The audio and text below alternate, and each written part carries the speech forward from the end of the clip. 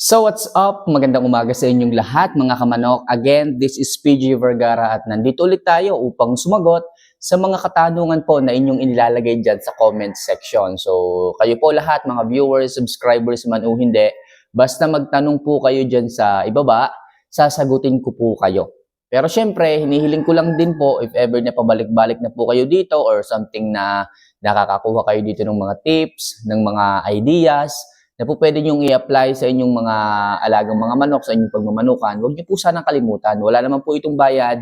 Don't forget to click the subscribe button, like this video, at syempre mag-comment ka na rin ng katanungan mo dyan. Kaya kung nagawa niyo na po yan mga kamanok, huwag na po natin patagalin to. Magsimula na po kaagad tayo sa mga katanungan po ninyo na inilalagay dito kay comment section. Okay, ito galing kay Benji Marbilbao. Okay, boss, ito medyo iaano ko ng konti, babaguhin ko ng konti yung tanong mo kasi medyo ano to. Boss, bakit kapag nagpapalusog tayo ng manok, katulad nung akin, bigla silang pumapayat, walang gana kumain? Okay, kung kayo is may mga pupuntahang pasyalan, bakit ganon? Ano? Lalong pumapayat. Sobra ba ako sa pagbibigay ng vitamins o ano ang problema?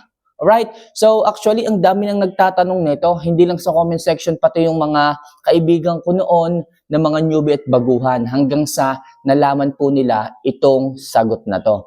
Actually, mga kamanok, kung kayo man is may mga pasyalan, schedules na lakad na pupuntahan, tapos nakita mo na sa halip na gumanda, lumusog yung mga alaga mo dahil syempre, ibibigay niyo po dyan yung inyong oras, inyong panahon, ibibigay niyo yung vitamina, yung suplemento, syempre yung ehersisyo ibibigay nyo rin po dyan.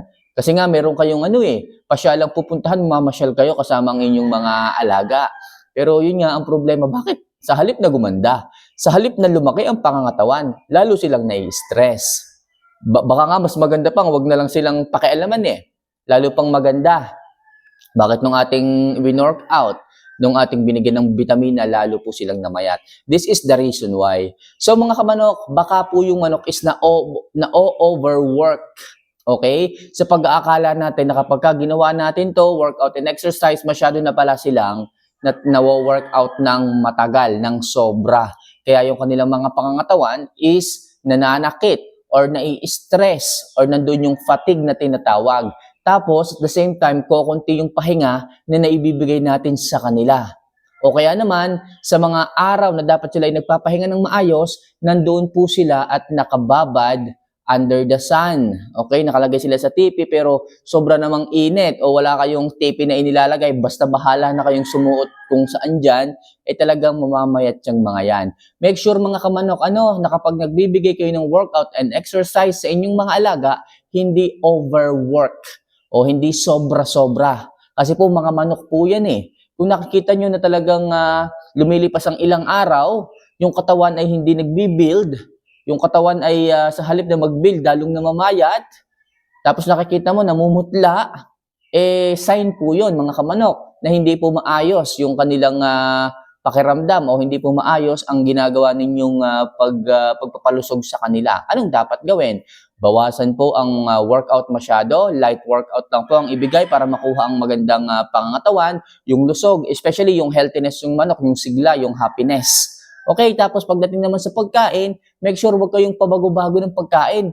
Kasi yung iba dyan, kapag nakakapanood sila ng ganito or something na nakapag-advise sa kanila, okay, sabihin ng iba, alam ko na kung bakit namamayat yan, baka sa pagkain. Pagpalit ka ng pagkain. Okay? So, pinapalusog mo na, magpapalit ka pa ng pagkain. Hindi mga kamanok. Possible talaga, overwork lang yan. Kaya pag masyadong stress ang katawan, kahit yung pagkain nandyan, kahit yung pagkain ayos, kahit familiar sa pagkain, nawawala ng gana. Kasi masyadong stress yung manok. Okay? So, pagdating sa supplements naman, basta wag lang kayong mag-over ng bibigay. Wag kung ano-ano. Basta sanayin nyo lang po. Halimbawa, sa isang linggo, ito lang yung mga ibibigay. Halimbawa, Bold Flex, Reload, or Respigen lang po sa isang linggo. Yun na lang po. Rotation na lang po ito. Tapos sa susunod na linggo, ganun na lang din po. Rotation ulit. Then sa last week, ganun din po. Rotation. Huwag kayong magpapabago-bago na yung suplemento sa isang linggo na to. Halimbawa, 3 lang. Halimbawa lang to, Bold Flex, Reload, and Respigen ngayong linggo. Tapos pag susunod na linggo, iba naman. ang ibibigay mo naman diyan ay Calvex, tapos Bexan, tapos kung ano pa man. Okay, tapos sa susunod na huling linggo, iba naman, huwag ganon. Hindi po napapamiliarize yung mga manok ninyo sa bitaminang inyong ibinibigay. Kaya nai-stress, kaya mas lalong namamayat, kaya hindi nyo nakikitaan ng progress. Yun po ang sikreto dyan mga kamamay. So, i-familiar nyo po sila sa kung anumang vitamin at suplemento lang na inyong ibinibigay. Huwag pabago-bago. Sa pagkain, huwag din pabago-bago. Kung may mixture kayong ganito, dapat kumpleto yan. Hindi po pwedeng magkulang. Baka mamaya, sabi ni Kamamay, dapat daw kumpleto yung suplemento, tapos yung pangalawang linggo nagkulang, naubusan daw ng stock kaya kinulang, tapos pangatlong linggo nagkaroon ulit ng stock, nagdagdag ka ulit ng suplemento. Halimbawa, nagkaroon ulit ng dextrose powder, lagay ka ulit, tapos yung second week walang dextrose powder. Ano po nangyayari doon? Change feeding po yun. Kaya hanggat maaari, simplihan nyo lang po ang mixture ng pagkain para hindi po nag-change feeding. Kasi po, sa sobrang dami yung ibinibigay na vitamina, isa lang ang magkulang dyan, change feeding na po ang tawag dyan. Tatandaan nyo yun mga kamamay. Kaya hanggat maaari, konti lang mas maganda, konti lang mas okay. Alright? So, yun yung mga bagay na nakikita ko kung bakit mas nai-stress yung iyong mga alaga. Sa halip na lumusog, lalong namamayat. So, Benji, sana makatulong po itong simpleng kasagutan. Alright? So, next question tayo. Okay, ito galing kay Josefino Gorgonio. Kamanok, anong magandang pampurga sa manok at ilang beses ba magpurga? Actually, mga kamanok, ang pamurga po sa lahat sa merkado, lahat po nang yan maayos. Wala po akong tulak kabigin. Ginawa po yan para sa mas maayos na pagdideworm ng ating mga alaga. Lahat po yan maayos. Ito po ang aking simpleng tips pagdating sa pagpupurga ng inyong mga alaga. Ang ating pong mga manok, mga kamanok, pag po yan ay nasanay sa paulit-ulit na pamurga, yung mga bulate na i-immune. Pag sinabi pong nai-immune, nasasanay po sila. Okay? Nasasanay po katagalan. Halimbawa, sabihin mo na itong pamurga na to, okay to, ayos to. Ito na lang yung gagamitin ko habang buhay. Hindi po yun po pwede. Kasi nga po, nasasanay po, nai-immunize po yung bulate, yung parasite sa loob. Kung ano lang yung kaya niyang ilabas, yun lang ang kaya niya. Halimbawa, sa loob ng sistema ng manok, meron diyang roundworm, ringworm, at gapeworm. Nagbigay ka ng isang pamurgang ito. Ngayon, nung in-intake ng manok, dalawang uri ng bulate lang ang napalabas niya. Yung isa na iwan. Sabihin natin yung ringworm, hindi niya kaya. Hindi niya napalabas. Ngayon, kung gagamit ka ulit ng same na pamurga, sa sunod na buwan, ganun lang din ang mangyayari. Matitira tong si ringworm ng matitira. Kaya meron pa ring chance na hindi bumulto ang inyong mga alaga dahil sa paulit-ulit na pagpupurga ninyo ng paulit-ulit na pampurga. The same na dewormer ang ginagamit. Pero, kung paiba-iba po ang gagamitin ninyo, salitan. Hindi ko naman sinabi na pag nagamit nyo po ito, huwag nyo nang gagamitin. Ang sa akin lang salitan, mga kamamay. Kung halimbawa ngayon, astig, gumamit ka ng astig. Okay, ayos, na-flush out niya yung ilan sa mga bulate dyan. Hindi kasi masisiro eh.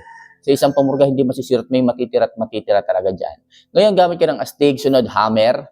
Ngayon, yung hindi na palabas ni astig, sa unang pagpapurga ninyo, kaya naman ngayon ni astig. Alis lahat. So, nasa aid. Ngayon, halimbawa, meron pa rin natira na konti o ibang uri ng bulate dyan na hindi kaya ni hammer at ni astig. Doon kang gagamit ngayon ng Vermex sa susunod na buwan. Ngayon, yung mga natira na yon, kaya pala ni Vermex, may lalabas niya.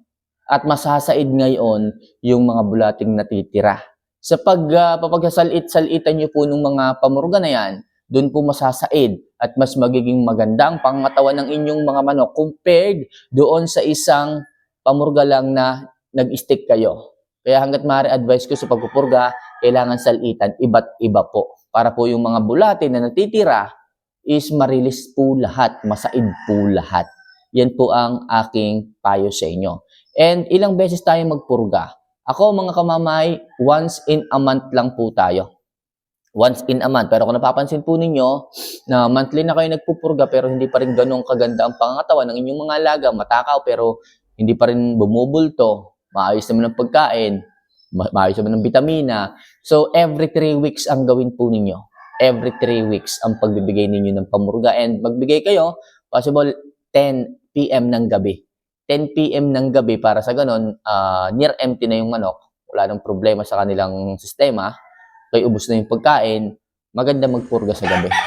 Okay, o kaya naman, i-fasting nyo po yung manok, tapos pag na-fasting po ninyo ng hapon, i-fasting nyo ng hapon, din sa gabi, magbigay kayo ng pamurga, makakatulong po yun.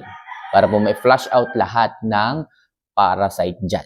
Okay, so mga kamanok, sana kahit paano nakatulong at makatulong pa itong ating video na to pagdating sa inyong mga alagang mga manok. Alam ko yung problema, alam ko yung suliranin pagdating sa inyong mga alaga. Siyempre, kapag wala kayo na pagtunungan, minsan kasi yung ating isipan hindi makapag-focus sa ibang bagay. So muli, this is PJ Vergara. Kung may mga katanungan po kayo pagdating sa pagmamanok, huwag niyo sanang kalimutan na ilagay dyan sa comment section at pag nabasa ko po yan, sasagutin ko po yan para sa inyo. Buong kaalaman, buong buong talino ko po yung ibibigay sa inyo. Kaya mga kamanok, if ever na nagugustuhan niyo po yung ating mga vlogs na ganito, don't forget to click the subscribe button, i-like yung video at mag-comment ka na rin sa ibaba. Yun lang mga kamamay. See you for our next vlog. Mahal ko po kayo.